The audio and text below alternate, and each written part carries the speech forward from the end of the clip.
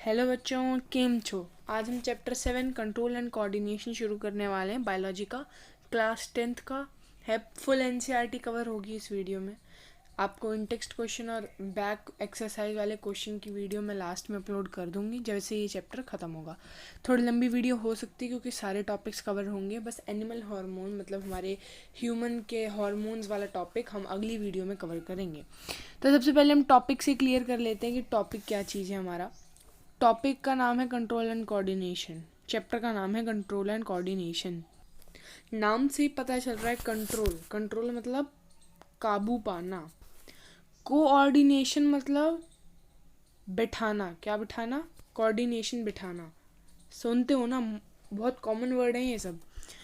Coordination का मतलब क्या होता है? हमारी बॉडी में कोऑर्डिनेशन का ये मतलब होता है कि हमारी बॉडी के जितने भी ऑर्गन्स हैं वो एक साथ कोऑर्डिनेट करके एक सही रिस्पॉन्स दे पाते हैं स्टिमुलस को या नहीं। Coordination, the working together of various organs of an organism in a systematic manner so as to produce a proper response to the stimulus। Stimulus क्या चीज़ है भाई? स्टिमुलस कुछ नहीं है। स्टिमुलस का मतलब है इन्वायरमेंट। इन्वायरमेंट इन्वायरमेंट, ठीक है। इन्वायरमेंट मतलब हमारे आसपास की चीज़ें। इन्वायरमेंट कुछ भी हो सकता है। स्टिमुलस हमारा कुछ भी हो सकता है। स्टिमुलस हमारा लाइट हो सकती है। स्टिमुलस हमारा हॉट पैन हो सकता है।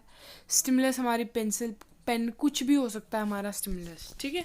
स्टिमुलस बेसिकली मतलब सराउंडिंग या फिर इन्वायरमेंट होता है, ठीक है।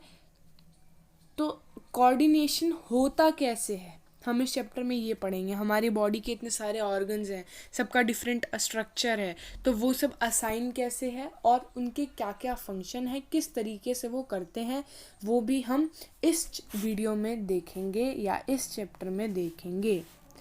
सो let's start with our first topic, that is animal nervous system. Animal nervous system का मतलब आपके दिमाग में नर्वस सिस्टम आप 6th क्लास से पढ़ते आ रहे हो। नर्वस सिस्टम में आपका वही एक डायग्राम आता है जो ऐसा ऐसा कुछ था। डायग्राम आई थिंक मैंने अगले पेज पे बनाया, ये रहा, ठीक है। तो इस डायग्राम को पहले हम देखते हैं और इससे मैं आपको समझाने की कोशिश करती हूँ, ठीक है। तो ऐसा कुछ हमारा स्ट्रक्चर होता है। आपकी बुक में और क्लियर है, मेरी ड्राइंग थोड़ी ख़राब सी है, ठीक है। तो देखो इधर ये जो चीज़ है ना, ये इसका नाम है डेंड्राइट। DENDRITE,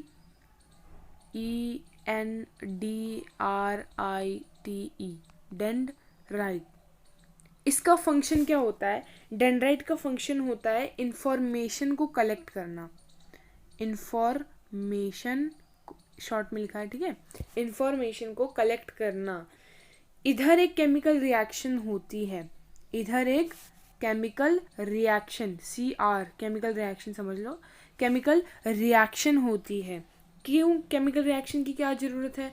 क्योंकि जो हमारे सिग्नल आ रहे हैं ना, जो हमारे सिग्नल आ रहे हैं वो हमारे न्यूरॉन्स मतलब ये पूरा एक स्ट्रक्चर है किसका? न्यूरॉन का। ये हमारा एक न्यूरॉन है और बहुत सारे न्यूरॉन्स को मिला के हमारा नर्वस सिस्टम बनता है। तो एक न्यूरॉन में जो हमारा वो पास होता है इंफॉर्मेशन, वो हमेशा किसकी फॉर्म में पास होती है? वो हमेशा इलेक्ट्रिकल इम्पल्स की फॉर्म में होती है। इलेक्ट्रिकल इम्पल्स की फॉर्म में हमारी इंफॉर्मेशन जो होती है वो ट्रांसमिट होती है। इलेक्ट्रिकल इम्पल्स में उन सिग्नल्स का कन्वर्ट होना ज़रूरी है। तो हमारे डेंड्राइट पे जो केमिकल रिएक्शन होती है वो हमारे जो वेव्स आती हैं उनको इलेक्ट्रिकल इम्पल्स में कन्वर्ट कर देती है। कोई डाउट? ये सब मैंने लिखा हुआ है, अभी मैं बस समझा रही हूँ। डेंड्राइट के बाद जो हमारा इंफॉर्मेशन है इलेक्ट्रिकल इम्पल्स के मीन से, हमारी ये सेल बॉडी, ये पूरा शेडेड रीजन, पूरा ये सेल बॉडी है, ये झाड़ फूस से नीचे तक ये पूरा सेल बॉडी है। सेल बॉडी से ट्रेवल होते होते ये आती है हमारे एक्सॉन पे। ये हमारा एक्सॉन है, ये बैलून टाइप स्ट्रक्चर, ये हमारा एक्सॉन है। एक्सॉन में कुछ नहीं होता, इंफॉर्मेशन ये जाती जा रही है। यहाँ से आई, एक मिनट थोड़ा क्लियर बनाते हैं इसको, रेड कलर, ठीक है। यहाँ से हमारी ये इंफॉर्मेशन आई सेल बॉडी से थ्रू, अब ये एक्सॉन में चली गई, कुछ नहीं हुआ एक्सॉन में, बस कुछ कुछ रिएक्शंस हुई और ये पास होती गई। इधर ये जो पूंछ टाइप स्ट्रक्चर है ये है हमारा नर्व एंडिंग। क्या है ये? हमारा नर्व एंडिंग।